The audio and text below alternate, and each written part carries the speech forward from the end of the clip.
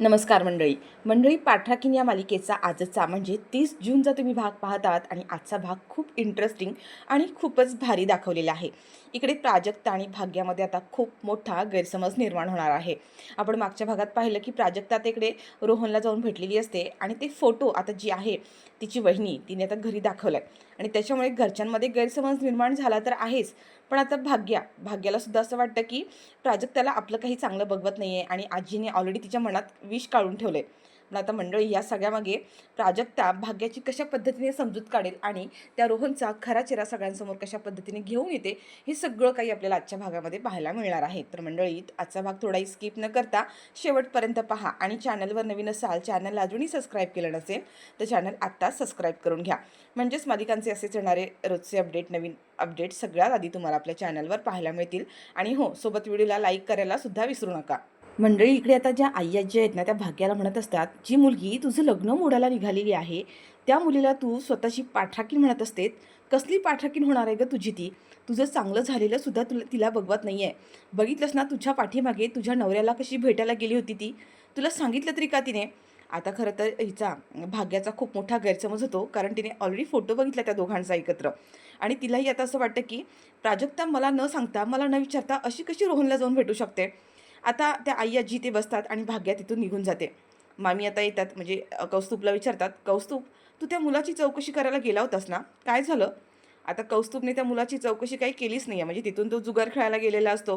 त्या मामी म्हणतात, तरी मी काय विचारते तुला, कौस्तुभ तू गेला होतास ना त्या मुलांची, त्या माणसाची चौकशी करायला, काय झालं? त्यावर आता कौस्तुभ म्हणतो की हो गेलो होतो ना. माझे 1-2 मित्र आहेत ना, ते त्याला खूप चांगले ओळखतात आणि त्यांच्याकडून कळलं की ती माणसं खरंच खूप चांगली आहेत. काहीच प्रॉब्लेम नाही आहे. आता कौस्तुभने हे सगळं खोटं सांगितलेलं आहे वेळ मारून नेण्यासाठी. आणि त्याच्यामुळे आता मामीचा पण त्याच्यावरती विश्वास बसतो आणि तिलाही असं वाटतं की म्हणजे खरंच ती माणसं चांगली आहेत. आणि आता आई आजीसुद्धा म्हणतात की बघितलंस ना. आता ह्यांचं हे बोलणं सुरू असतं तेवढ्यात भाग्या आतून तनतन करत बाहेर येते. आता ही तृप्ती लगेच म्हणते, भाग्या कुठे चाललीस? प्राजूला जा विचारायला चाललीस की काय? त्यावर आता आई आजी आहेत त्या पुढे येतात आणि म्हणतात, अगं भाग्या कुठे चालली आहेस तू? खरंच त्या प्राजक्ताला जा विचारायला चालली आहेस का? त्याच्यावर आई-आजी म्हणतात, हे बघ भाग्य, तुला ना स्वतःला त्रास करून घ्यायची काही गरज नाही आहे. खरं तर ह्या सगळ्यामध्ये तुझी काही चूक नाहीच आहे. ह्यामध्ये जर कोणाची चूक असेल ना तर त्या प्राजक्ताची आहे आणि तू स्वतःला अजिबात त्रास करून घेऊ नकोस. आता आई-आजी म्हणतात की खरंच तू तिला जा विचारायला चालली आहेस का? त्यावर भाग्या म्हणते की प्राजक्ता ट्युशनला गेली आहे. जाताना मोबाईलसुद्धा घरी माझ्याजवळच ठेवून गेली आहे आणि मी चालली आहे रोहनला भेटायला चालली आहे. बघू त्याला जाऊन भेटते, किमान काय म्हणतो ते तरी बघते, त्याची समजूत घालण्याचा प्रयत्न करते. आता भाग्या खूप चिडलेली असते आणि रागारागाने आता ती बाहेर रोहनला भेटायला निघून गेली आहे. पण या सगळ्याचा जास्त आनंद आता इकडे ज्या आजी आहेत, आई आजी, त्यांना झाला आहे. कारण भाग्यामध्ये आणि प्राजक्तामध्ये आता त्यांनी खूप मोठा गैरसमज निर्माण करून दिलेला आहे आणि त्यांना आता ते समजतं. भाग्या निघून गेल्यावर आता त्याच भाग्याच्या आईला म्हणतात की बघितलंस, घरात तू एक विषारी साप आणून पाळून ठेवलायस. तो साप आधीच तेव्हाच्या तेव्हा ठेचून काढायला होतास, पण आता काय झालं? त्या सापाने आता तुला डंख मारायला सुरुवात केली आहे. आता जेव्हा आई आजी हे सगळं म्हणतात तेव्हा भाग्याच्या आईला आता हे सगळं खरं वाटायला लागतं. म्हणजे आपण खरंच प्राजक्ताला एवढी सूट द्यायला नको हवी होती, म्हणून तिची आज एवढी मजळ गेली आणि आपल्या मुलीचा संसार, आपल्या मुलीचं लग्न व्हायच्या आधीच लग्न मोडण्यासाठी प्रयत्न करते असं आता वाटायला लागतं. इकडे आता प्राजक्ता सूर्यवंशींच्या घरी आलेली आहे आणि तिकडे छान डेकोरेशनची तयारी सुरू आहे. म्हणजे आता आरव रिटर्न आल्या म्हटल्यानंतर त्याची सगळ्यांना पार्टी ठेवलेली असते सुलक्षणाने आणि त्याचीच सगळी तयारी सुरू आहे. अंबिका आता तिथे येते आणि तिथे लोकांना म्हणत असते की काय अजून अजून तयारी झाली नाही आहे का? सगळं पटापट आवरा. आणि त्याच वेळेला आता ती आणखीन कोणाला तरी फोन करते, म्हणजे त्यांची जी कोणी गेस्ट आहेत त्यांना फोन करते आणि सांगते की आरव रिटर्न आला आहे आणि त्याच्यासाठी सुलक्षणा वहिनीने सगळ्यांसाठी पार्टी ठेवली आहे. त्याच्यामुळे तुम्हाला सगळ्यांना पार्टीला यायचं आहे आणि हो, येताना सोबत वहिनींना सुद्धा घेऊन या. आता हे सगळं प्राजक्ता ऐकते आणि प्राजक्ताला कळतं, म्हणजे आरव हा आलेला आहे आणि सुलक्षणाचा तो मुलगा आहे आणि त्याचीच पार्टी आहे. तर इकडे सुलक्षणा आता तिची जी कोणी असिस्टंट आहे तिला सांगत असते, ही यावेळेला सगळी जशी तयारी केली आहे, जसं प्लॅनिंग झालं आहे तसंच घडायला हवं. काहीही झालं तरी पार्टीच्या आधी प्राजक्ता आणि आलोक दोघंसुद्धा एकमेकांच्या समोर यायला नकोत. कारण तसा मी प्राजक्ताला शब्द दिला आहे की आलोक तिच्यासमोर कधीच येणार नाही आहे. त्याच्यामुळे आज पार्टीच्या आधी जर आलोक प्राजक्ताच्या समोर आला ना तर खूप मोठा गोंधळ होईल आणि आपण केलेला सगळा प्लॅन उद्ध्वस्त होऊन जाईल. त्याच्यामुळे यावेळेला अशी गडबड अजिबात होता कामा नये. आता त्याची असिस्टंट जी आहे ती म्हणते की हो हो सुलक्षणा मॅडम, तुम्ही जसं प्लॅन केलं आहे त्याच पद्धतीने होईल. आलोक सर त्यांच्यासमोर येणार नाही त्याची काळजी मी घेईन, त्याची काळजी तुम्ही करू नका. सुलक्षणा म्हणते की हो तसंच झालं पाहिजे, तरच आज पार्टी ठेवली त्याचा काहीतरी उपयोग होणार आहे. एकदा का सगळी पार्टी झाली, सगळं काही झालं आणि मग प्राजक्ता आलोकच्या समोर आली तरी काही प्रॉब्लेम नाही आहे. आता इकडे प्राजक्ता ही आतमध्ये घरी येत असते आणि तेवढ्यातच आरव आतून बाहेर जात असतो आणि त्या दोघांची एकमेकांना धडक लागते. आणि तेवढ्यात आता दोघं एकमेकांना सॉरी म्हणतात आणि एकमेकांना पाहतात, तर त्या दोघांनी आता एकमेकांना ओळखलंय. प्राजक्ता ही पुढे जात असते आणि आता आरव लगेच मागून आवाज देतो की भाग्यश्री. त्यावर आता ही प्राजक्ता मागे येते आणि म्हणते की सॉरी भाग्यश्री नाही, प्राजक्ता. त्यावर तो म्हणतो हां सॉरी तुमच्यासोबत त्या दिवशी तुमची बहीण होती, तिचं नाव भाग्यश्री, तिचंच नाव लक्षात राहिलं माझ्या. खूप भारी बहीण आहे तुमची, अगदी डॅशिंग. तर आरव स्वतःची ओळख करून देतो की हां आय एम आरव सूर्यवंशी. प्राजक्ता आता त्याच्याकडे पाहत बसते, म्हणजे त्यांनी हात पुढे केलेला असतो आणि नंतर प्राजक्ताला त्याच्या हातात हात देऊ की नको असं झालेलं असतं. तर प्राजक्तासुद्धा स्वतःची ओळख करून देते, स्वतःचं नाव सांगते आणि म्हणते की मी प्राजक्ता.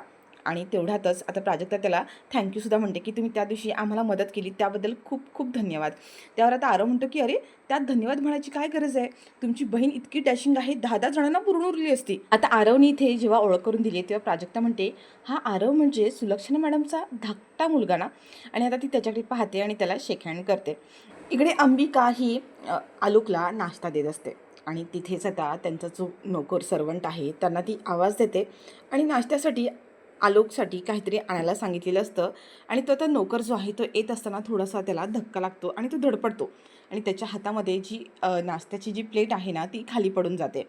तर मंडळी इकडे त्यांची जी पी आहे म्हणजे सुलक्षणाची जी कोणी असिस्टंट आहे, तिला आता काही करून हे करायचं असतं की आलोक आज दिवसभर घरात कसा राहील, घराच्या बाहेर पडणार नाही आणि प्राजक्तासमोर येणार नाही याची तिला काळजी घ्यायची असते. आणि तिला आता काय करावं म्हणून तिने आता असं ठरवलं की जो त्याचा ज्यूस बनवलेला आहे त्या ज्यूसमध्ये त्याला आता झोपेची गुंगीचं औषध मिक्स करायचं असतं.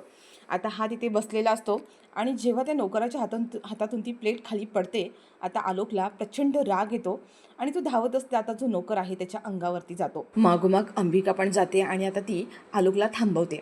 आता तो झालेला सगळा ड्रामा खूप भयंकर असतो, कारण आलोक जो आहे प्रचंड चिडलाय आणि त्या संधीचा फायदा घेण्यासाठी आता ती जी असिस्टंट जी आहे सुलक्षणाची, ती हळूच तिथून बाजूला जाते आणि तिथे आलोकचा जो ज्यूसचा ग्लास भरलेला आहे त्या ग्लासमध्ये कसली तरी एक गोळी मिक्स करते, जेणेकरून आलोक दिवसभर झोपून राहील आणि प्राजक्ताच्या समोर येणार नाही आहे. आता हा सगळा वाद सुरू असतो तोपर्यंत हिने तिचं काम करून घेतलेलं असतं. अंबिका म्हणते की दादा लक्ष द्यायचं ना थोडंसं, जाऊ दे आता तुम्ही हे सगळं आवरून घ्या. आलोक तू एक काम कर ना, तू बस इथे ज्यूस घे, तोपर्यंत मी तुला दुसरं काहीतरी खायला आणते. आलोक आता जातो आणि तिने ज्या ज्यूसमध्ये गोळी मिक्स केली आहे तो ज्यूस आता आलोक इकडे पितो. तोपर्यंत अंबिका जी आहे त्याच्यासाठी पुन्हा काहीतरी खायला आणायला गेलेली असते. आता ही जी त्याची पी आहे ती म्हणत असते की आलोक आता हा ज्यूस पिल्यानंतर तू प्राजक्ताच्या समोर येऊ शकणार नाही आहेस. आता जोपर्यंत पार्टी होत नाही आहे तोपर्यंत तुला प्राजक्ताच्या समोर यायचंच नाही आहे आणि तिचं आता काम झालेलं आहे.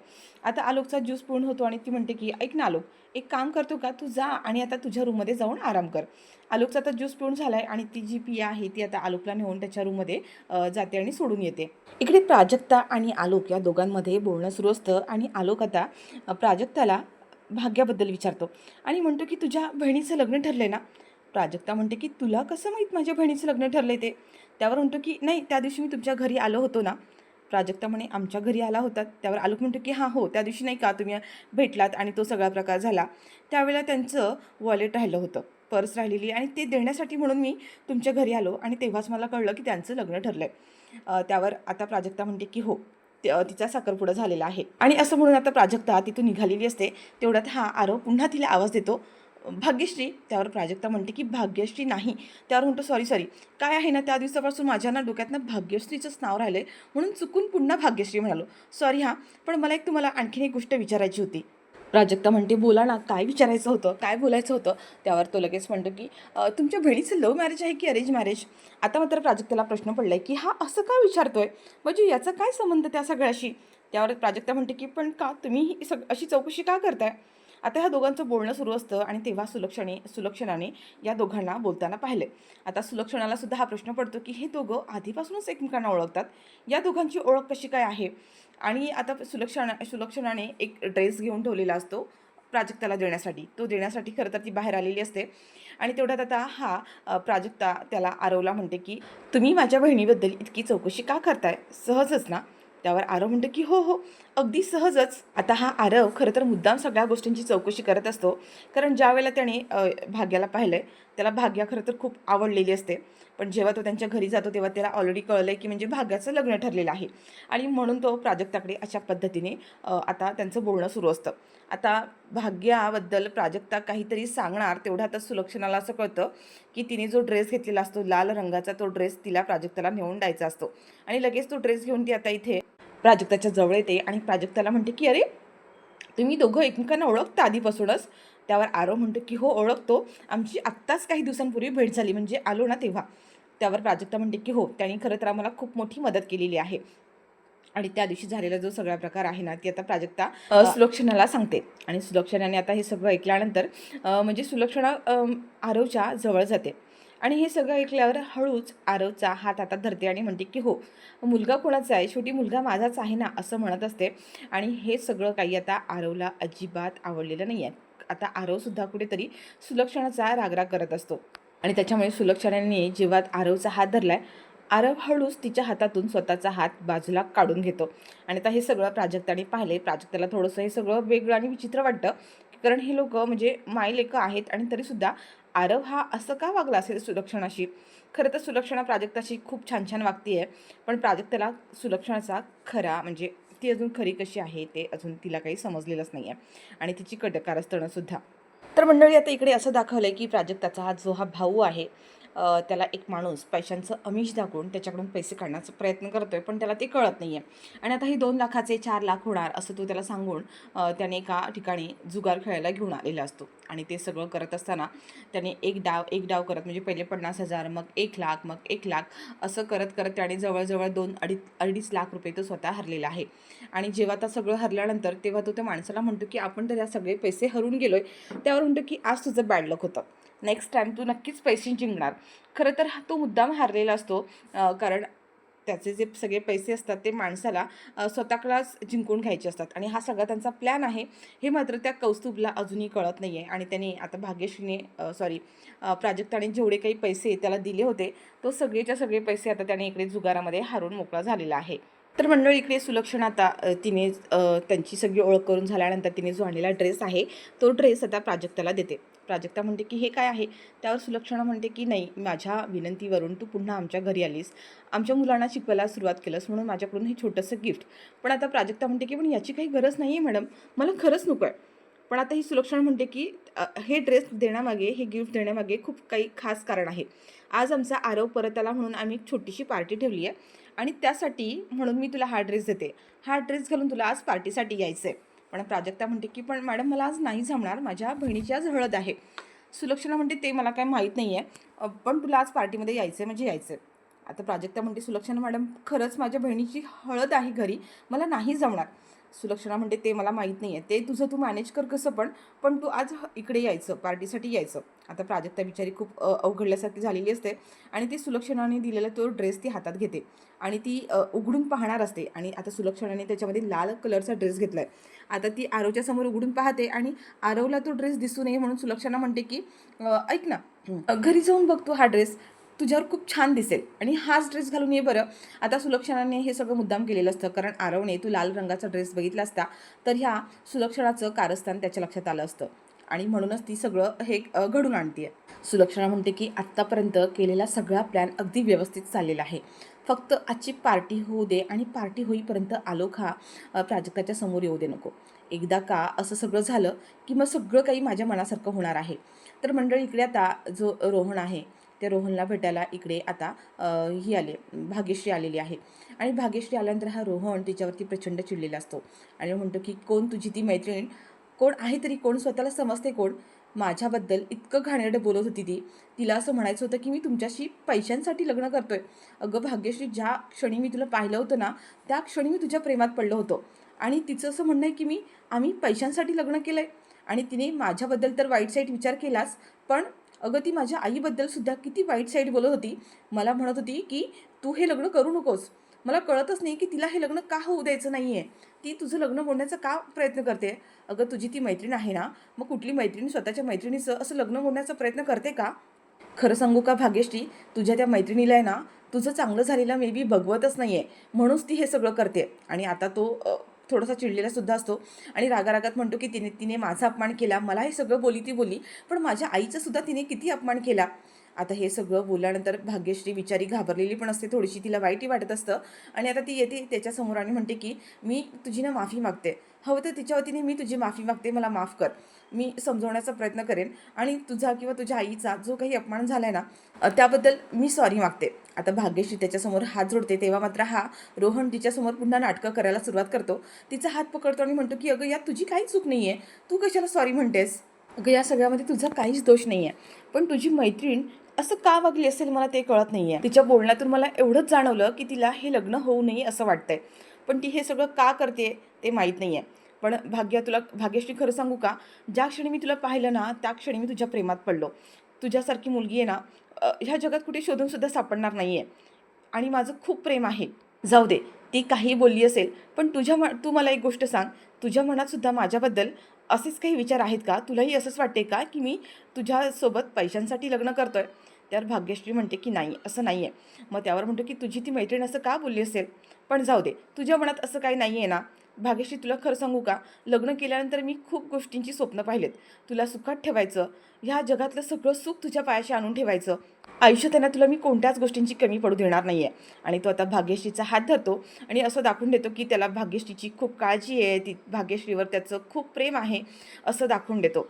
आणि आता भाग्यश्री म्हणते की प्राजक्ताची का वागली असेल काही कळत नाही आहे. आणि आता तिच्या मनात खरं तर प्राजक्ताबद्दल गैरसमज निर्माण होतो, कारण याने सुद्धा आता प्राजक्ताबद्दल बऱ्याच गोष्टी चुकीच्या सांगितलेल्या असतात. आणि त्यामुळे तिला सुद्धा असंच वाटतं की खरंच प्राजक्ता आपलं लग्न मोडण्याचा प्रयत्न करते की काय, असं आता भाग्याला सुद्धा वाटायला लागलंय. आता हे दोघं सुद्धा तिथून घरी निघून आलेत आणि भाग्यश्री हाच विचार करते की प्राजक्ता अशी का वागली असेल, तिने असं का केलं असेल. तर मंडळी इकडे आता प्राजक्ता आहे, जो सुलक्षणाने ड्रेस दिलाय, तो ड्रेस ती आता उघडून पाहत असते आणि पाहत असता असता समोरून हा आलोक आलेला आहे. आता आलोकने ती गोळी ज्यूसमधून गोळी खाल्ल्यामुळे त्याला गुंगी आलेली असते आणि त्याला स्वतःचाच बॅलन्स सावरता येत नाही आहे, चक्कर आल्यासारखं होत असतं, समोर काही दिसत नाही आहे आणि समोर येऊन तो प्राजक्तावर धडकतो आणि आता तो खाली पडणार तेवढ्यात प्राजक्ता त्याला सावरते.